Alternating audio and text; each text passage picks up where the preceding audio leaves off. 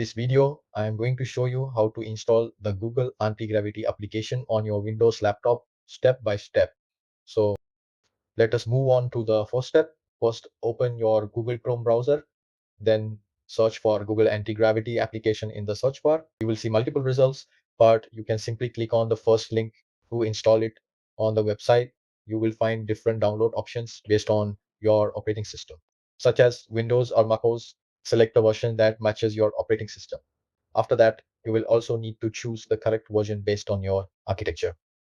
In my case, I have a 64-bit system, so I selected the 64-bit version. Since I already have the application downloaded, I am going to skip the download step and directly open the setup file from my laptop. Right click on the setup file and choose Run as Administrator.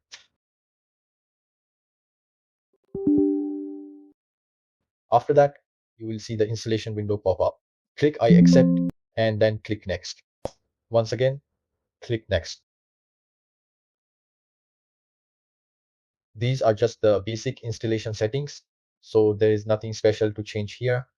You can choose whether you want to create desktop shortcuts or notes, completely up to you.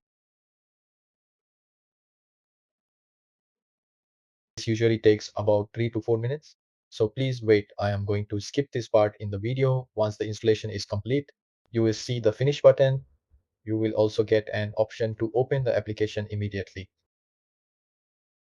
You can check that option and open the application right away.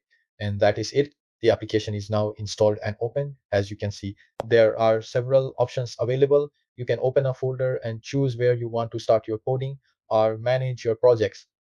There are also different application models available. Some of them are free with limited features, mainly for testing purposes, since this is an experimental application. But in the future, you may need to purchase a license to access all features. But for now, you can explore and enjoy it.